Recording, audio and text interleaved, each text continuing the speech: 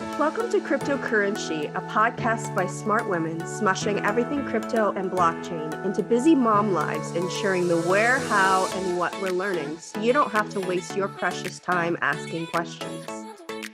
Anything discussed in the podcast is not financial advice, and as with everything parenting, do your own research. All right, I think we're rolling. Hi, everybody. This is Hannah, and Jen's with me today here. We have a special guest on the podcast today. Her name is Satoshi. And I'm going to let her introduce herself just because she knows more about herself than I do, even though I've done a little internet creeping. So, Sarah, why don't you go ahead and tell us a little bit about yourself? Okay. First of all, thank you, Hannah and Jen, for inviting me on this podcast. I love that there are more sort of projects and podcasts coming out that are catered towards women, especially for women in a space that is so largely male dominated. So I really appreciate what you're doing. Yes. So I guess, like, in the context of the world of crypto, to introduce myself, I work primarily in Bitcoin education. I call myself like a Bitcoin educator, like that's my title. And so I have a lot of like Bitcoin education projects coming up, and also I've done a few in the past. I wrote like this Bitcoin 101 course for Bitcoin Magazine.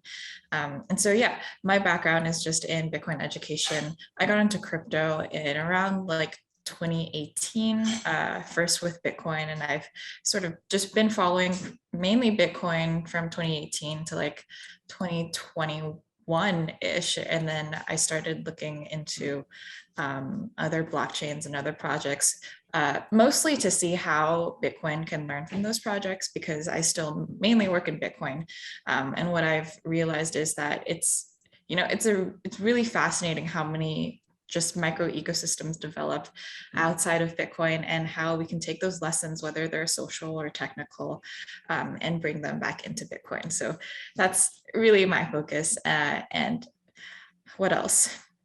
I graduated from Berkeley last year in 2021, and I've been working in this space since I graduated. So yeah, it's been about maybe like a little bit over half a year that I've been working, period. But I feel like being in the crypto space, it just moves really fast.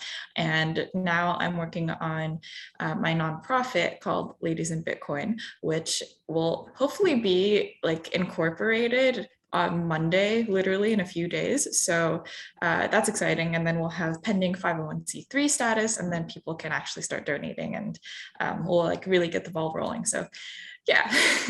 That is very cool. So can you tell me, when you were in school, did your education tie into crypto somehow?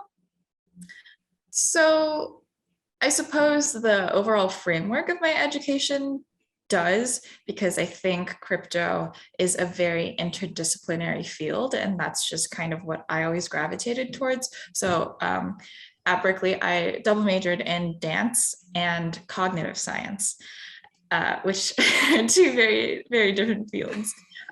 Just because I was interested in both. I've been dancing all my life. And for cognitive science at Berkeley, what drew me to it was that it was a cross section of 5 fields, and those 5 fields are neuroscience, psychology, linguistics, philosophy, and computer science. And so I had interest in 4 of those, not really linguistics, but it was interesting to learn about. And then so because I was like, I want to do just a lot more than one focus, I chose cognitive science. And then now that I'm in, Bitcoin crypto space, I feel like you learn a lot from just like economics and human psychology and behavior, finance, and all these different sort of niche topics, even physics, and energy and all that. So it's just this like conglomerate of these fascinating topics that sort of drew me to want to explore Bitcoin more. So I suppose to answer that question, it wasn't the exact field of study that I did in college, but it was more the approach that I took. Well, I can tell you that I majored in biology. So here I am, like doing crypto education, That's or cool. Yeah. Web3 application. But Yeah, mine is in equestrian studies. So yeah, it's that's the beauty of college degree. That's pretty dope. That's pretty dope. so I'd really like to, I know that you're obviously very busy. I was looking at your Twitter, and I see you have a Medium article, and you're doing all these things. You're writing for Bitcoin Magazine. I'd like to talk a little bit about your project. I know I visited the website, and it's still sort of, I don't know how much you can talk about it, but I'd love to hear what you can say. Okay. Yeah. So website is coming out in about hopefully 2 weeks. I want to get it out the week of just like the Bitcoin conference in Miami, which is that first week of April. And we're also going to be hosting an event on April 10th. If you're going to be in Miami, please come. That event is like the first official sort of launch event. It's a Bitcoin education and networking event for women, and there we're gonna like really present the website for the first time. When I say we, I mean like me, but we as in like the growth of just hoping to just get as many women to come, participate and join in on this movement is what I call it, as I can. Website, basically my goal with it is to have this landing page, like this place to jump off from, this place to start with. So I think crypto overall, it's very male dominated, and it's daunting, and especially on like crypto Twitter, it's not the nicest place to be. I would say that like lurking in and just participating across all sectors of crypto, sort of in this like in the social like scheme of things, Bitcoin Twitter and the Bitcoin sort of social layer is the worst of all crypto groups. It's the worst primarily because I think the values that people appreciate about Bitcoin are just very conservatively or libertarian aligned. And by libertarian, really what I mean is like conservative, because I think most libertarians, are actually pretty conservative, like the Texas libertarians. Anyway, if you know what I mean, you know what I mean. So it's just not a good place for people to come in and learn about Bitcoin. And as a Bitcoin educator, my number one thing is I think people should learn about Bitcoin first. I think if you're going to enter crypto, you should hold some Bitcoin and you should learn about Bitcoin. And what I'm seeing is more and more that in the past, and when I say like in the past, I mean like literally a year ago, everyone who was entering the crypto space had some Bitcoin. They learned about Bitcoin first. They understood that Bitcoin is this like, okay, that's like the money. And then everything else, every other cryptocurrency that's like spans off from Ethereum is the tech. So you separate the money and the tech. And now more and more as people are coming into the space, I have people who I'm interacting with who don't know anything about Bitcoin, but they're deep into NFTs, or they're deep into some like blockchain space, some niche blockchain space, which is really just an interesting sort of paradigm shift to me, because what we like to talk about, in like explicitly in the Ethereum versus Bitcoin community is there going to be this flippening? And the flippening is that some people expect Ethereum to overtake Bitcoin. And like my thesis on that is that theory is wrong in the sense of they're not even competitors. It's I do believe that we're going to have this multi-chain future. However, the flippening that I'm really concerned about that is happening right now is that people are starting to become, new people entering the space are starting to become interested in Ethereum first, and in just the whole DeFi Web3 NFT side before even considering looking into Bitcoin. And so that's the real danger here, which our whole goal, our unified goal of crypto as an entire ecosystem is to change the narrative around, our existing financial system and create sort of this global financial equity where we all start at the same place. There's no, you know, savings debasement.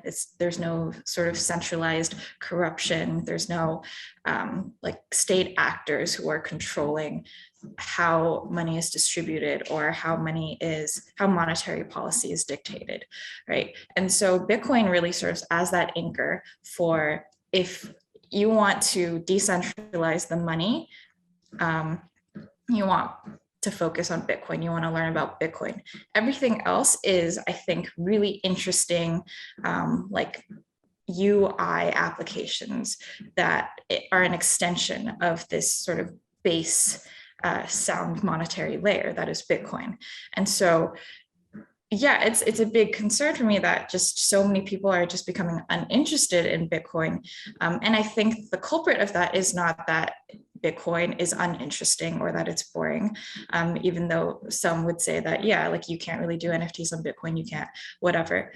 All that, I think, is a symptom of the sort of broken social layer that Bitcoin currently has. And that broken social layer is this sort of like trad, conservative, male dominated arena where it's just really unwelcoming and toxic for people with any sort of like perspective or background that is different from them to be able to enter.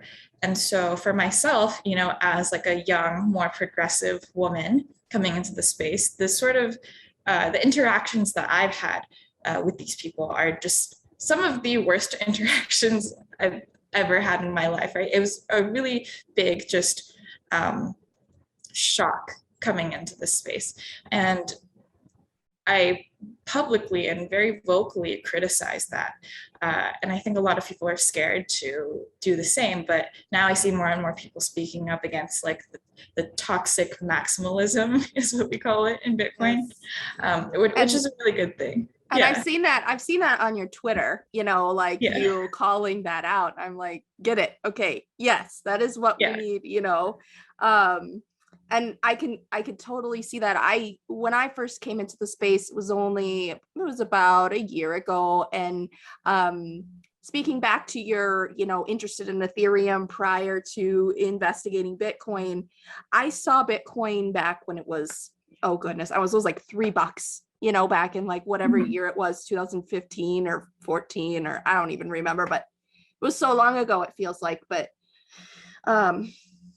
I remember being interested in it then, and I totally missed the boat. I did some research and then I just like forgot about it. And now, a year ago, I was like, okay, it's time. I need to do something. Like, I'm not going to miss this again, because it was at its peak at that point.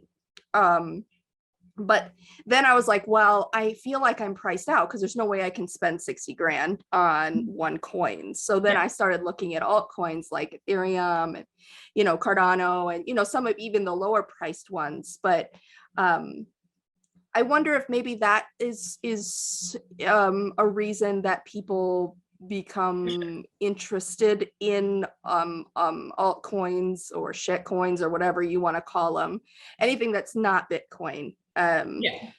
Just because it just seems so much more affordable. Yeah. But looking long term, you can. I think it's fairly clear that Bitcoin is personally that the value of Bitcoin is only going to increase. So even when you think, well, if Bitcoin was $3,000 a coin, and you thought it was too expensive then, well, when it's 60,000 or, like 500,000 or, hypothetically, if it gets to that price, it will not have been too expensive when it was 60. And for our listeners too, you don't have to buy a whole Bitcoin. So I don't know what I was thinking, so at this point, like, I am like, okay, well, how can I start like stacking some sats here? Because I don't have Bitcoin. But now that I've been in the space for this amount of time, I can see that it's important to make sure that I have a little bit of it at least. So I could totally identify with what you're saying, and knowing that it's important to have a diversified portfolio, but also to make sure that you have that granddaddy in there of Bitcoin. So yeah, you bring up a really good point on unit bias. Unit bias is definitely a deterrent, which is one of the primary reasons why I just want people to just learn about Bitcoin more, which is why I work in Bitcoin education, because helping people frame maybe Bitcoin in like Satoshis, for instance, helps a lot, because there are 100 million Satoshis in a Bitcoin. And so when you consider buying like, one Satoshi, for instance, that is a fraction of a cent. So you can think of it as you're buying a lot of Satoshis, you're stacking sats, right?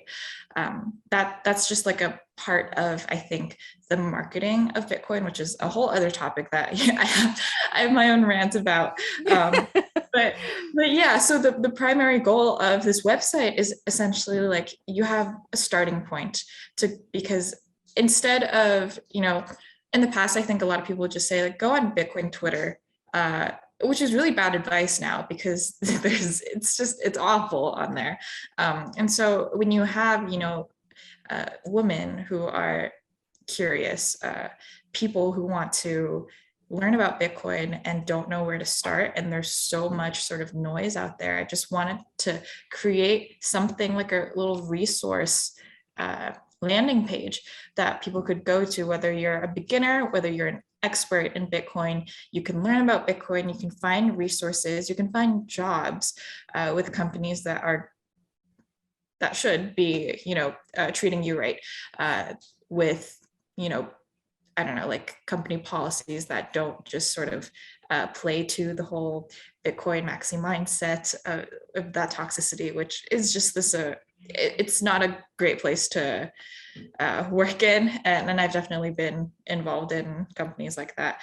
So just sort of curating things like that, curating blog posts for women to be able to contribute their women and non-binary folk to be able to contribute content or articles or guides or whatever it is for people, and get paid to do that, to encourage women to continue to write and to produce content, because a lot of the media that's sort of in the Bitcoin space right now does not give back to people. It's more like people sort of vying for attention. And so I think in the general sense of just women working, women do a lot of free work, women don't get paid enough. So I really want to fix that, and then if for women who want to find grants or who want to be connected to, funds to get funding for a startup idea or something, which is another really important thing, because in the larger, like in the entire crypto ecosystem,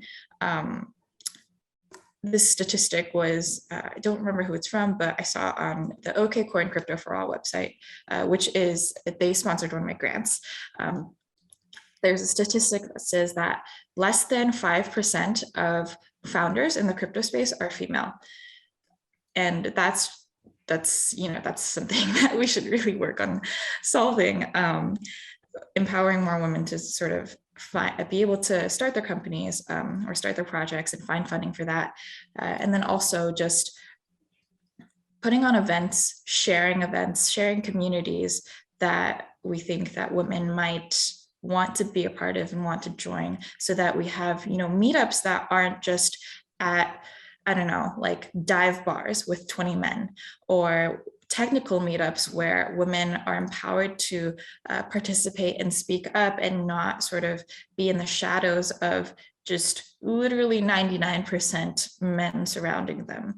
It's definitely very, I don't know, the experience is not comfortable. I think I've sort of spoken out about this before, and the backlash that I get from women, some women in the Bitcoin space is like, what do you mean? Like, just go to the meetups with the men. Like, do you think that we can't sit with the boys or something? It's like, no, it's not about that. It's that women don't feel comfortable. Like, I don't even feel comfortable as someone who is deeply in this niche space, you know, who participates in technical discussions, who tries to put on, host a bunch of events. I've like co-hosted a bunch of conferences and will be as well in the future. It's just not a space that's very welcoming, both like visually, emotionally, activity wise to women. And so, you know, I think we need to make an active effort to create spaces that are appealing to women. And so with like this first event that we're doing, it's not, nowhere does it say that it's women only, right? It's like you can come, but just know that this is an event put on by ladies in Bitcoin to help women try and network with each other. And so this is a sort of meetup where it's like, I have guy friends in Bitcoin who are like, this sounds amazing. I will bring my wife and daughter to this event, rather than it just being like me at this event interacting with like my Bitcoiner friends, like a normal sort of snowy event. That's like best case scenario, right? I mean, educating, you know, the next generation. That's fantastic. I know when I first got into the space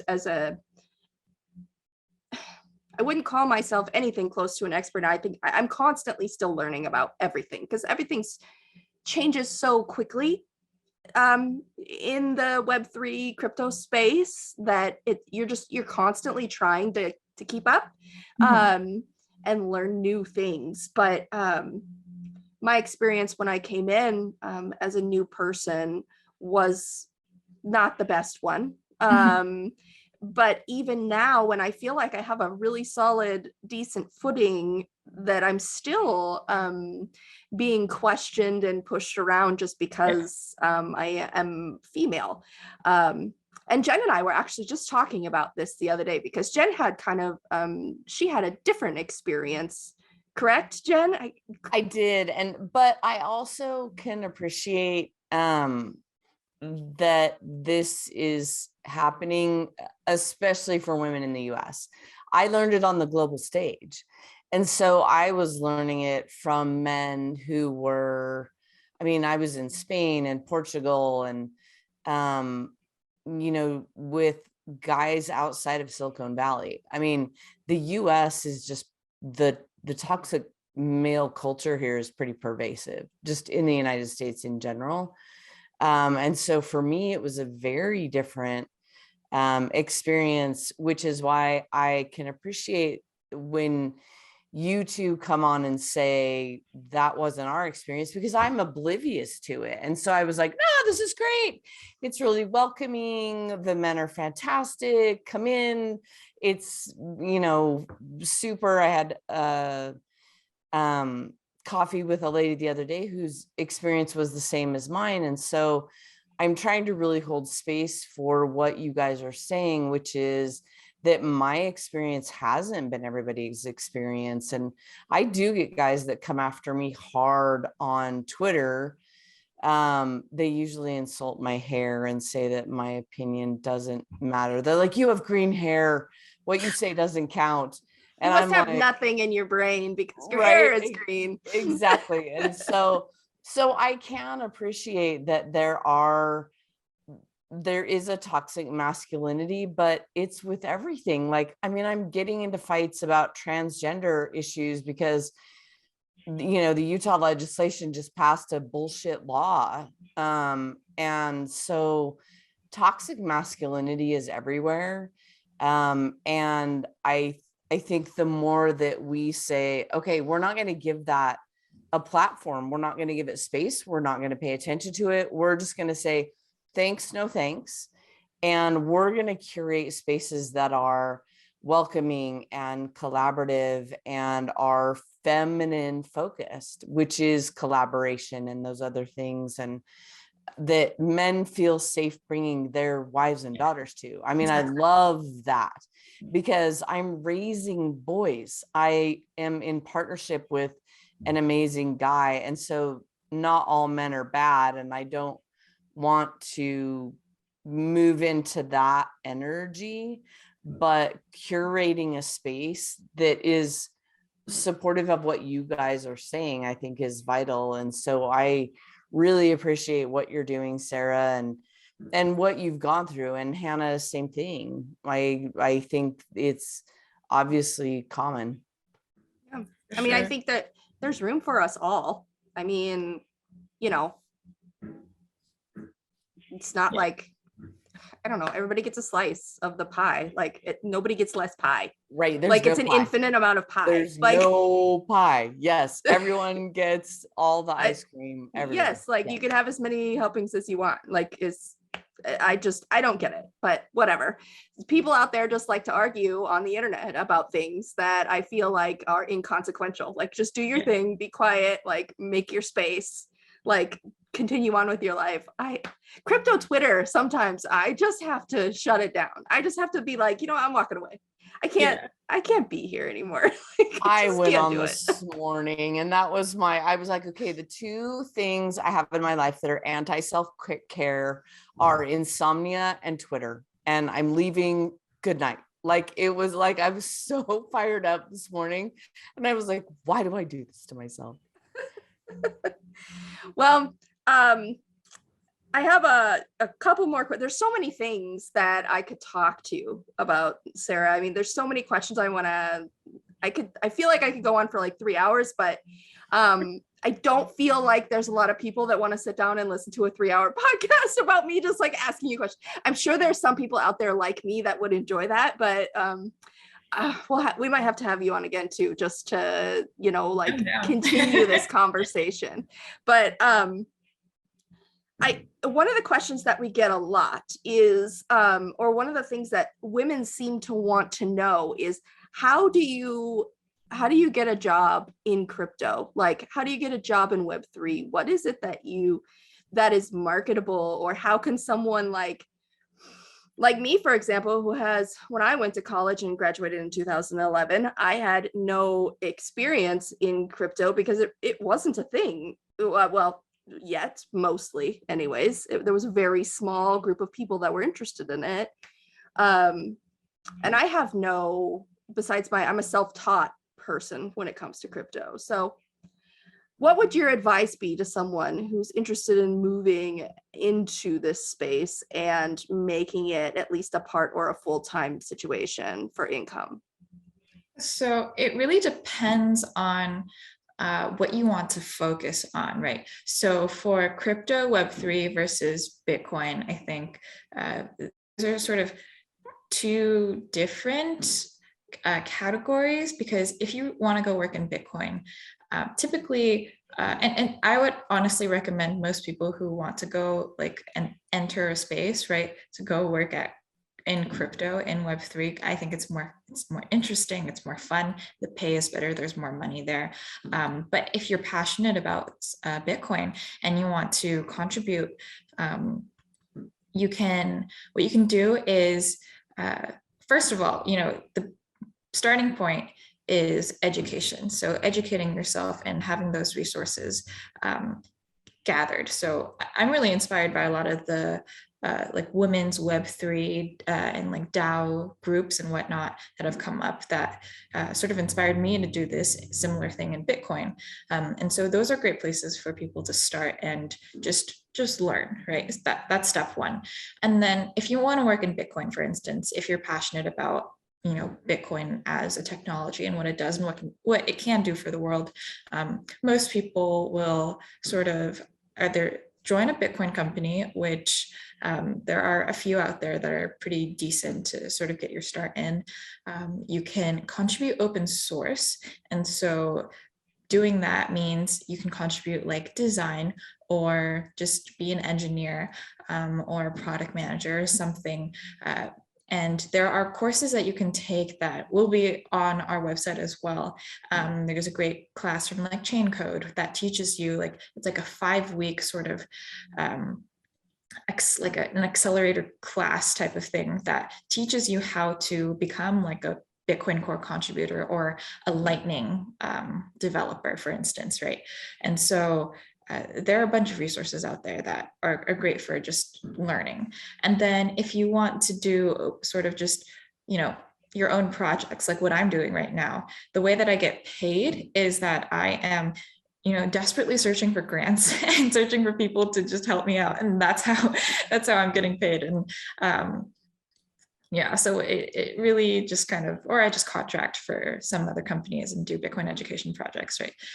And so in Web3, though, I think what's interesting there is that the way that jobs and roles work, aside from the typical, like if you're an engineer, like you can probably go work at any sort of crypto company. It's just, you're doing the infrastructure and whatnot. If you want to be like a smart contract engineer, then you would have to go learn the languaging and sort of the policies behind what helps these sort of smart contracts run smoothly or cheaply, inexpensively, in other words. And so yeah, when it comes to just like working, what I would call just, I don't want to say normal, because just like an engineering job, right? Like a I don't know, like a leadership, like manager job.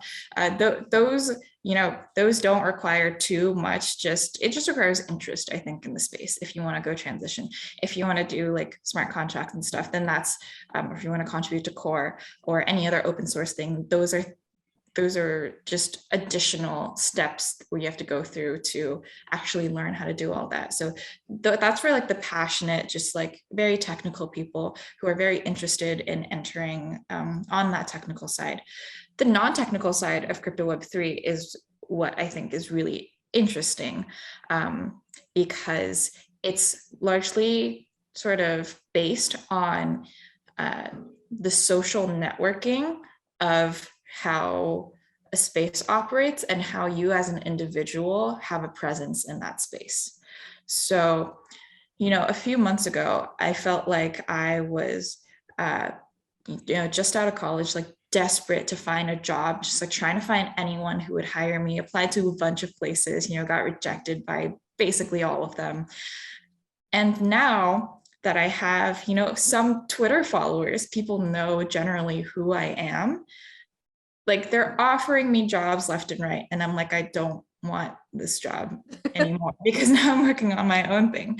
And so what's really cool about that is that, if you have this sort of presence that you build for yourself, and the way that I did that was by learning in public. And so if I had a question about something, I would tweet it out and people would answer, and then we would have discussions in the comments, for instance.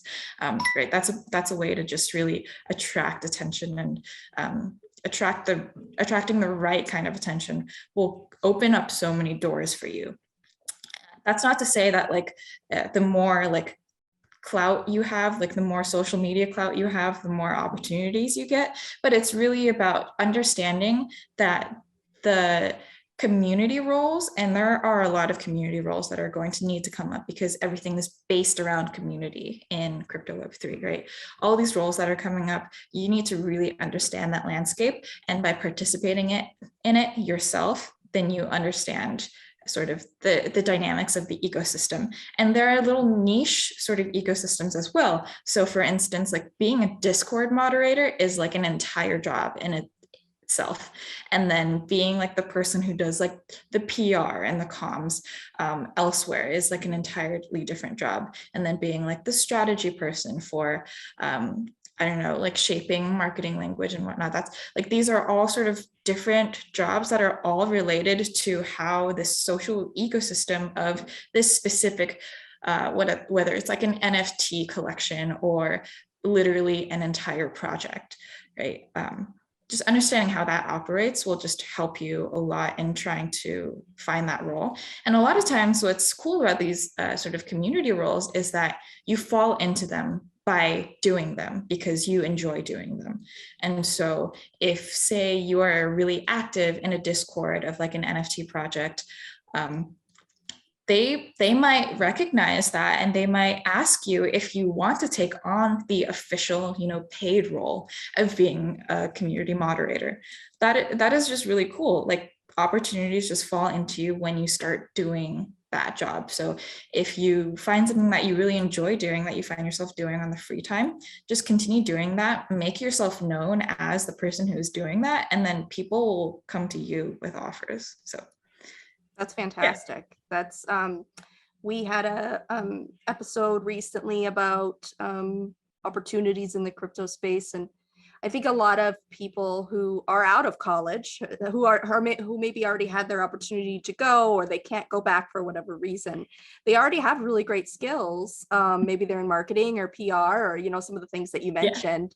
Yeah. They can apply those that general traditional education to the crypto space, mm-hmm. and learn as they are working, if they want to, because Web3 and crypto can be a riskier space because it is new. So, I mean, that's a pro and con thing that they'd have to weigh among themselves. But, that's an opportunity. You don't have to know how to code, to have a job in Web3. So, absolutely. If you're young, like just the entire working in crypto in general, no matter where you go, is just a really good risk to take, because the space is so young and you are so young. If this project fails, it's fine. Just go find another project. There's another one. Yeah. So, you can take on more risk when you're younger. I think a lot of people would think that I'm taking on a big risk by being in Bitcoin, which I honestly think that I'm like in the safest category of like this big crypto sort of ecosystem. But like everyone has their own sort of tolerance. And if you're young, I say like have a high risk tolerance, especially because this industry is so exciting. There's so much money coming into it. There's so much interest that is being generated. There's so much, like politicians and governments are paying attention to this industry. They're paying a lot of attention to this industry, and they're being really stupid about some of the things in this industry. But that's a sign that this is probably going to, succeed, whatever our definition of success is. So yes, yeah, that is very true. I've noticed a lot more, even in the most recent months, like in the last 3 or 4 months, more news from even my local politicians, like tweeting about, I mean, it's clear that they don't have a solid grasp on how it works when they talk about it, but they are trying, like they are talking about it, like the conversations are happening, and you can't fault them for that, because there was probably a lot of times when I was talking and I didn't know what I was talking about, and someone else who knew more than me was like, yeah, she doesn't understand what's going on, which is probably still the case sometimes. Let's be honest, because we've got to constantly keep up with all this new technology. But I would give yourself more credit. Well, thank you. Sometimes it just feels like, I'm 35 and it just feels like I have children, and I spend a lot of time, I work full time, and this is really just kind of like a passion project for me and Jen and Suzanne. So it's enjoyable for all of us, but I think that we're all just kind of like holding on for dear life in the crypto space, like constantly trying to like keep up and learn, and like all these different projects happening. And then you hear about this one coin that you've never heard about before, and you're just like, where did that come from? And how did that make someone this much money? Like, how come I didn't know about that? But it's really fascinating to study just and look into everything that sort of comes out, even if it's like, okay, this is clearly a scam, but I want to learn how this sort of unfolded and how people ended up getting into this, and why, and what was the strategy that they used, and how can we learn from this? There's learning opportunities everywhere you look, and that's why this space is so fascinating, because there's something new happening every single day, right? And like you said, it's like a never-ending cycle, just like learning and learning and learning and learning more. Something that I think is really important for just even like including experts in the space, is that they should research the things that they're going to talk about at all. And I say that because specifically in Bitcoin, a lot of the like Bitcoin maxis will do pretty much no research into anything else that they criticize.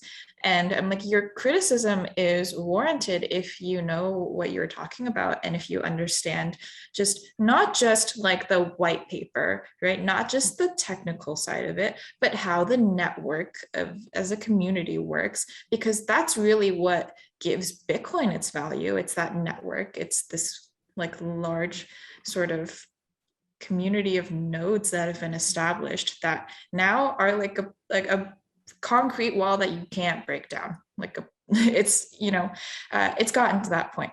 And so in sort of criticizing everything else that's out there, this is why I participate in crypto, right? To just understand how did Ethereum end up like forking off all this entire ecosystem of just like DeFi assets, and a lot of them are succeeding.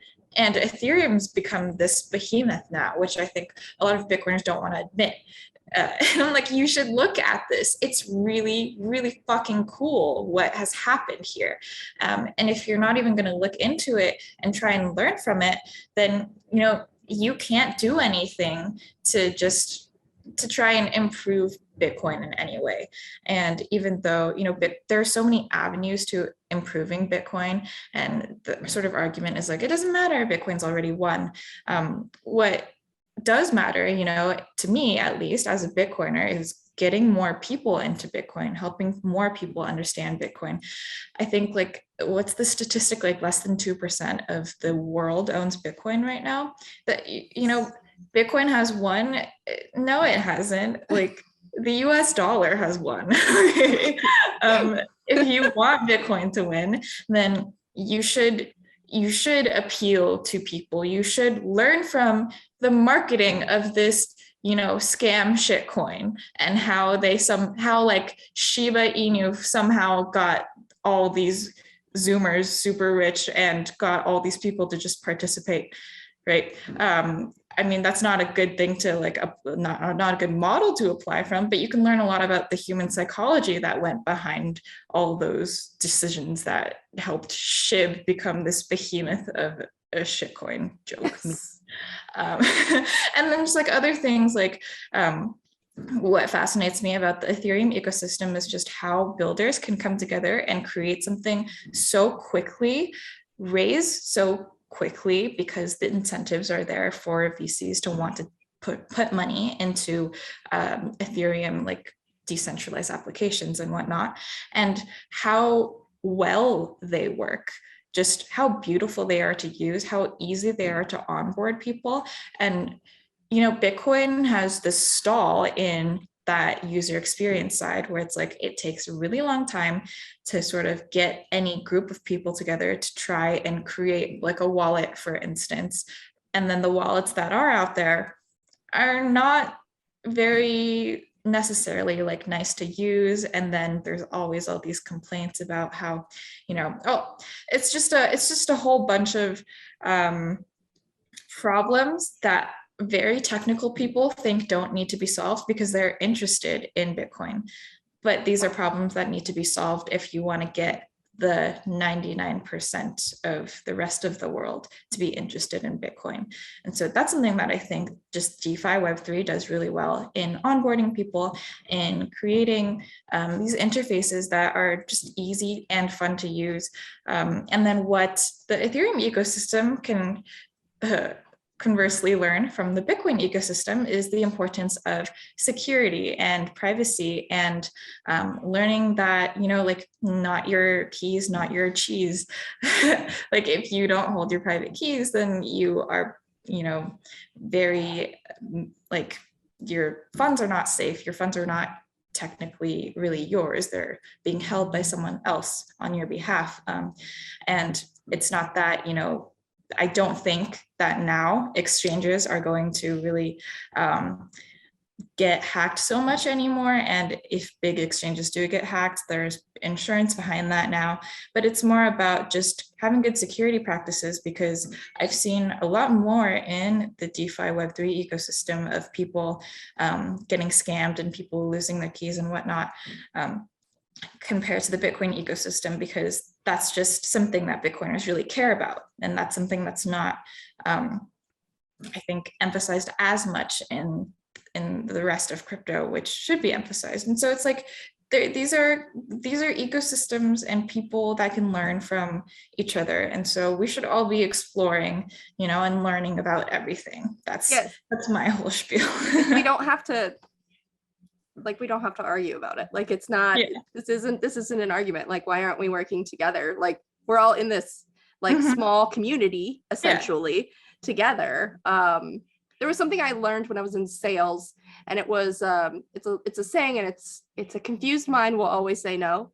So even if it's like a great investment opportunity and people can see the benefit of potentially, like purchasing Bitcoin or whatever it might be, if they're confused and the onboarding process is complicated and they get frustrated, they're just gonna, because there's been times when I've tried to do something and I was interested in it, and then by the time I got to, XYZ part of it, I was like, you know what, I'm done. I can't, this is, it's too much for me. And then I walk away and then I just don't come back. So, Sarah, I would like for you to let our listeners know where they can find you. I know I didn't see an Instagram handle for you, but I saw that you're active on Twitter. Is there any specific like social media sites that you'd like our listeners to know about?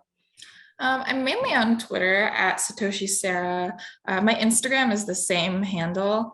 I don't really post anything about crypto there, but you can follow me if you're interested. It's also at Satoshi Sarah. Mainly active on Twitter, but on Instagram, I am trying to get more sort of Bitcoin education out there. So follow at Bitcoin Ladies on Instagram, sign up at bitcoinladies.org for updates for when the website's going to come out. And then I don't know when this is going to get released, but if it is before April 10th, go to bitcoinladies.eventbrite.com, and that's the link for the event that we're hosting in Miami Beach. So if you're going to be in Miami, please come. That's it. That's fantastic. Thank you. And then before we wrap it up, we want to ask all of our guests sort of the same wrap-up question. There's 2 questions, and keeping it like maybe like to a couple minutes, a couple sentences. We want you to answer as honestly as possible. So however this may pertain to you and your season of life currently. So we're looking just at like a range of answers. Everybody has different opinions. So the first question is, thinking back when you first entered the Web3 crypto and for your experience, the Bitcoin space, what do you wish that you would have known?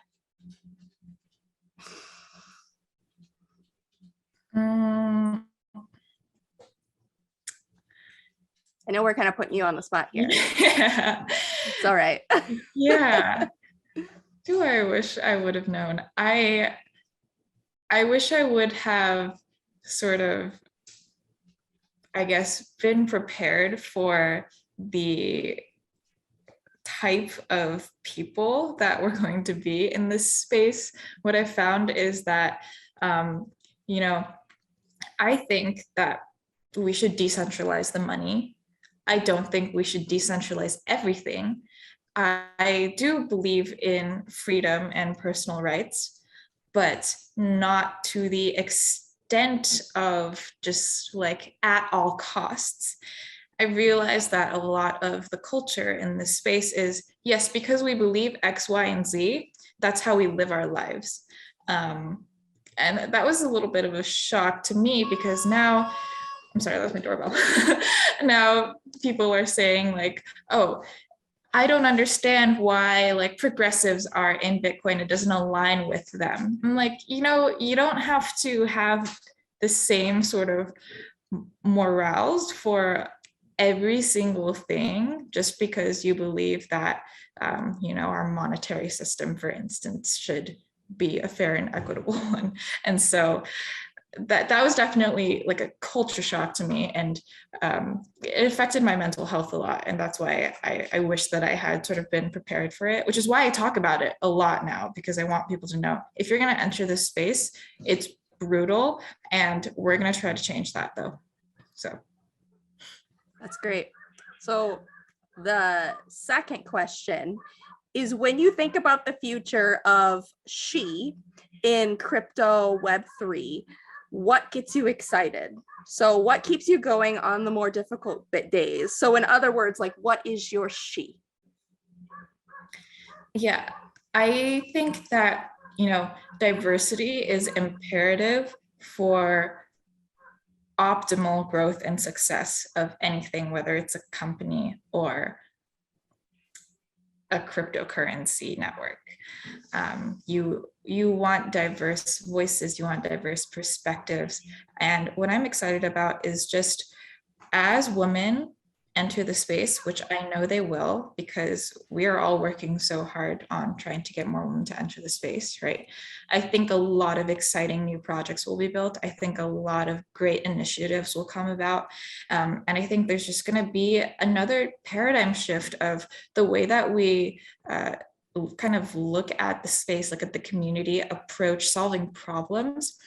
I think just women in general are fantastic and great and contribute so much, especially on the just, I'm not even gonna I'm not gonna insult men, but just, women add a lot. On top of that, diversity adds a lot. And so I'm just really excited for more women, more people like me to come in and say, like, hey, this is not how, perhaps we should take a different approach to this, because at the end of the day, we all have the same goals, and just, we want to present, the best solutions to help us achieve these collective goals. We don't want to fight each other, like you said. We just want to sort of make progress, and the influx of women that are going to come into the space in the next few years is going to really, really push that. And I think I love women. I'm super bullish on women just entering the space. That's wonderful. Obviously we are too. So I think we've all got our work cut out for us in the next couple of years. For sure. So we're all kind of cutting our teeth here, like getting ready and getting prepared, because I do feel like there's going to be a huge, like you said, a huge influx of females like coming into this space. So I think that's super cool. I totally agree with you. So Sarah, I just want to thank you so much for coming on and chatting with us. Again, there's so many more things that I could ask you, and I'm of a curious nature, so I'm just constantly like, people are like, stop, that's enough. In real life too. So that's a good thing. But I just want to thank you for being here with us. We appreciate it so much, and I'm sure our listeners will be thrilled to hear you chat with us, because you bring a whole nother perspective to this whole space from what Jen and I have spoken about thus far. So thank you very much. That wraps up our conversation for today. If you have any suggestions or questions regarding this episode or any others, please let us know on social media. Thanks for finding the time to visit with us, and we hope to chat with you again soon here at CryptocurrenSHE.